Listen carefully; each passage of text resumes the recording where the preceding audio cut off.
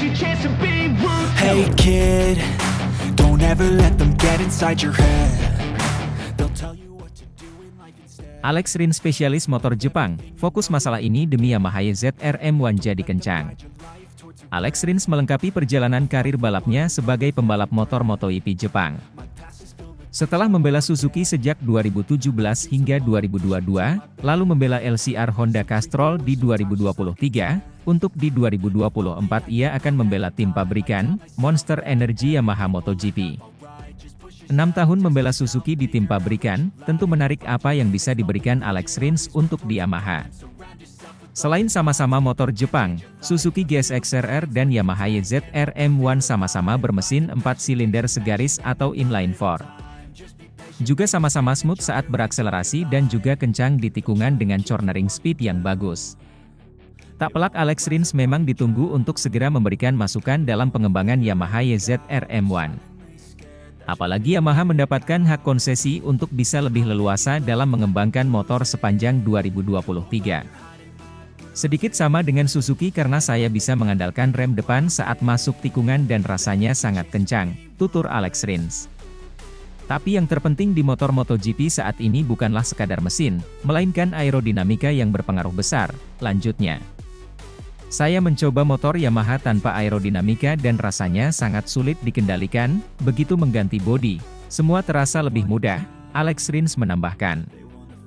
Bagi pembalap asal Spanyol itu, ia merasa tidak masalah dengan mesin bagi Yamaha karena kecepatannya sudah cukup bagus. Satu hal yang masih menjadi masalah adalah kestabilan Yamaha dan aerodinamika memiliki pengaruh besar dalam masalah ini. Yamaha dinilai sebagai pabrikan yang cukup baik secara visual, sehingga masih memperhatikan visual. Berbeda dengan Ducati yang penampilannya semakin radikal karena banyak peran aerodinamika, tetapi sangat kencang. Ini yang menjadi fokus pada Alex Rins untuk bisa membawa Yamaha berani melangkah lebih radikal dan semakin kompetitif. Terlebih Alex Rins diproyeksikan sebagai rider utama pengembang Yamaha seperti halnya Yamaha menjadikan Valentino Rossi sebagai rider utama pengembang mesin YZR M1 di tahun sebelumnya.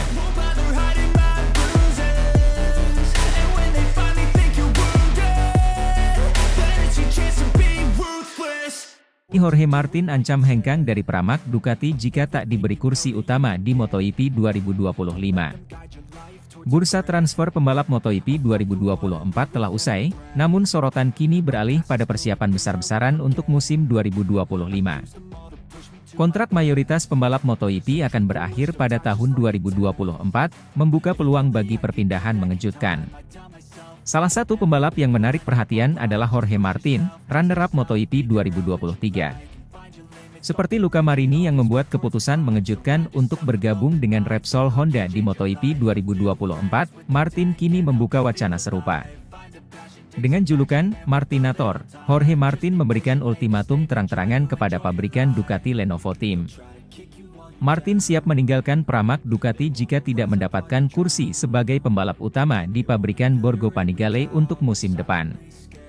Keputusannya ini membuat situasi semakin rumit, mengingat Ducati juga memberikan peluang kepada Marc Marquez untuk bergabung dan berduet dengan Francesco Bagnaia. Jorge Martin mengungkapkan rasa kecewanya karena tidak berhasil meraih gelar juara dunia MotoGP 2023, kalah dari Pecco Bagnaia. Namun, kekecewaan yang lebih mendalam muncul ketika dirinya merasa tidak dianggap oleh Ducati, yang lebih memilih mempertahankan Enea Bastianini sebagai pembalap tim pabrikan untuk MotoGP 2024. Dengan pernyataan kerasnya, Jorge Martin mengisyaratkan bahwa masa depannya bersama Pramac Ducati sangat tergantung pada pengakuan dan posisinya di tim. Martinator merasa sudah tampil jauh lebih baik dari Bastianini, sehingga layak untuk dipromosikan ke tim pabrikan Ducati Lenovo. Menurut Martin, Ducati tampaknya memang tidak berniat menempatkan dirinya ke tim pabrikan entah ia menang gelar atau tidak. Aku tak berpikir bahwa menang kejuaraan akan mengubah semuanya. Yang menggangguku adalah tampaknya itu tidak akan ada cukupnya, kata Martin, seperti yang dikutip dari laman Corse di Moto. Aku tak tahu harus membuktikan apa lagi. Aku tahu Enea sedang mengalami musim sulit, tapi ia tampil pada 14-15 balapan, menang sekali itu pun karena ia memakai tekanan ban, aku pun juga bisa menang, tegasnya.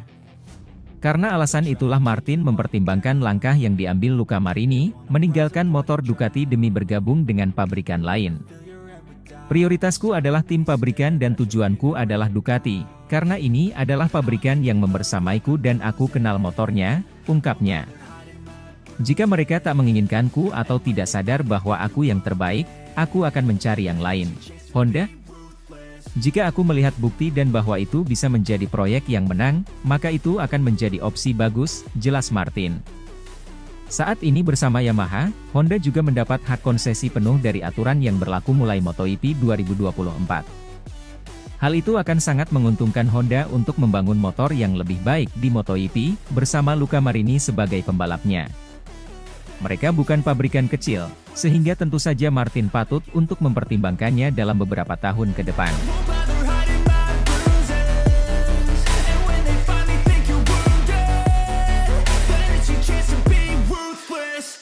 Serius Alex Rins bakal rombak YZR, M1 jadi motor paling gahar di MotoGP 2024.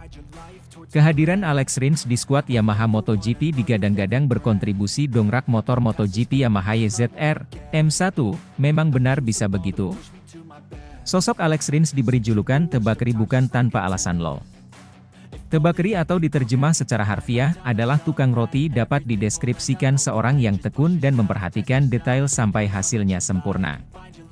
Hal itu yang dipamerkan Alex Rins saat bersama skuad Suzuki MotoGP di 2017 hingga 2022. Bahkan saat pembalap kelahiran 8 Desember 1995 itu jadi satu-satu pembalap yang antarkan motor MotoGP Honda menang musim lalu. Gara-gara kemenangan itulah Honda pabrikan tidak mendapatkan hak konsesi di MotoGP 2024. Untungnya FIM dan Dorna Sports mengubah regulasi hak konsesi MotoGP 2024 dengan tujuan membuat motor MotoGP pabrikan Jepang bisa kembali bersaing dengan Eropa. Memang sebegitu pentingnya Alex Rins direkrut Yamaha pabrikan demi mendongkrak motor Yamaha M1 di MotoGP 2024. Fakta hanya ada pembalap Alex Rins yang tersedia di bursa transfer saat itu ditambah Yamaha pabrikan hanya satu-satunya skuad MotoGP yang berkompetisi. Tidak seperti skuad MotoGP pabrikan lain yang menurunkan skuad pabrikan dan satelit. Alex Rins sudah terbiasa menjalani peran sebagai pembalap andalan sekaligus pengembang. Peran yang sudah diembannya di skuad Suzuki MotoGP sejak 2017 hingga 2022 silam dan kontribusi R42 terbukti mengantarkan Suzuki juara dunia MotoGP 2020 silam. Alex Rins juga terbukti kenal betul karakter motor MotoGP konfigurasi inline 4 sebagaimana dengan motor MotoGP Yamaha YZR, M1 musim ini. Apalagi terhitung Suzuki pabrikan cabut dari MotoGP, motor MotoGP Yamaha YZR, M1 menjadi satu-satunya motor konfigurasi inline 4 di MotoGP sejak 2023 silam. Kemampuan Alex Rins sebagai pembalap reguler dan pengembang serta pengalaman lama dengan motor MotoGP konfigurasi inline 4 mampu meningkatkan Yamaha M1 musim ini. Apalagi kelemahan saat Alex Rins di Suzuki pabrikan dulu minim eksplorasi dan riset aerodinamika jadi kendala. Sepertinya tidak terjadi di Yamaha pabrikan, hal itu dibuktikan dengan bergabungnya insinyur X Ducati pabrikan. Sebut saja, Marco Nicotra ahli komputasi aerodinamika dan Massimo Bartolini penanggung jawab performa Ducati Desmosedici GP sebelumnya. Setidaknya, pengalaman Alex Rins di Suzuki pabrikan tanpa sokongan maksimal urusan aerodinamika bisa memberikan feedback positif.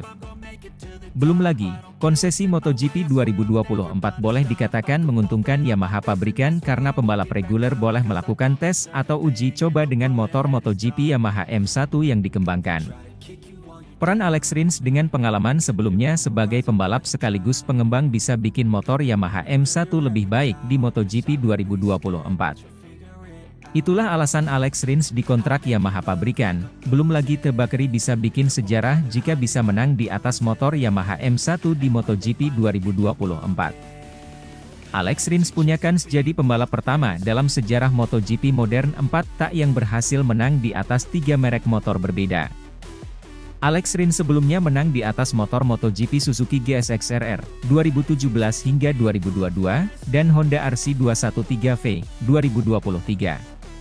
Nah jika sampai R42 menang naik motor MotoGP Yamaha YZR, M1 maka sejarah pun terjadi. Alex Rins diproyeksikan sebagai The Doctor Part 2 di Yamaha musim mendatang. Won't bother hiding my bruises. And when they finally think you're wounded, then it's your chance to be ruthless. Gantikan Marc Marquez di Repsol Honda, ini target pertama Luca Marini pada MotoGP 2024. Luca Marini berbicara untuk kali pertama sebagai pembalap Repsol Honda. Untuk diketahui, Luca Marini menggantikan posisi Marc Marquez yang memutuskan hengkang ke Gresini Racing, tim satelit Ducati. Banyak hal dibicarakan Luca Marini pada kesempatan ini. Salah satunya target pertama yang ia raih bersama Repsol Honda pada MotoGP 2024. Menurutnya sebelum bicara jauh mengenai kans podium atau kemenangan, ia ingin terlebih dahulu mengalahkan rekan setimnya, Joan Mir. Target baru, kalahkan Joan Mir. Joan Mir tentu bukan pembalap sembarangan. Dia adalah juara dunia MotoGP 2020 dan sudah lebih mengenal motor Honda RC213V karena gabung tim tahun 2023. Kami harus menemukan cara untuk mengalahkan lawan-lawan langsung kami. Pertama-tama adalah rekan setim saya yang menggunakan motor sama. Itu adalah tujuan pertama saya, kata Joan Mir. Tapi saya juga ingin melihat ke depan dan mencoba meraih podium atau kemenangan dengan motor ini. Saya tahu itu mungkin sulit, tapi kami harus melihat ke depan, lanjut runner-up Moto2 2020 itu. Memulai dengan pikiran terbuka. Keputusan Luca Marini gabung Repsol Honda mendapat pertanyaan besar. Karena ia meninggalkan tim milik kakaknya, VR46 yang sudah jelas punya motor lebih kompetitif. Luca Marini pun mendapatkan kontrak 2 tahun dari Honda Racing Corporation. Menurutnya sangat penting memulai petualangan baru ini dengan pikiran terbuka. Saya ingin memulai dengan pikiran terbuka. Kami harus memahami kecepatan dan potensi kami setelah tes resmi pertama dan menemukan keseimbangan, tambahnya. Menariknya sang kakak, Valentino Rossi pernah merasakan kejayaan bersama Repsol Honda di awal era MotoGP. Akankah Luca Marini setidaknya bisa mendekati pencapaian The Doctor? Yuk sama-sama kita tunggu. Won't bother hiding my bruises. And when they finally think you're wounded, then it's your chance to be ruthless. General Manager Ducati Corse, Gigi Dall'Igna, menjadi sosok penting suksesnya pabrikan asal Italia ini meriah 2 kali juara dunia MotoGP. Bergabung sejak 2013, Dall'Igna berhasil membangun Desmosedici GP menjadi motor yang sangat kompetitif. Selama di Ducati, dia sudah membentuk 4 tim, 8 pembalap, 12 kemenangan balap, 16 pole position, 32 podium, meraih gelar dunia konstruktor sebanyak 3 kali, dan 4 pembalap masuk 8 besar di kejuaraan dunia. Keberhasilnya tersebut membuat pabrikan asal Jepang, Honda, tertarik untuk memakai jasa Dall'Igna sebagai proyek membangun lagi kejayaan. Dall'Igna juga membenarkan jika dirinya pernah mendapatkan tawaran dari Honda. Namun, dia menolaknya dan lebih memilih untuk bertahan di Ducati. Saya sudah nyaman di Ducati.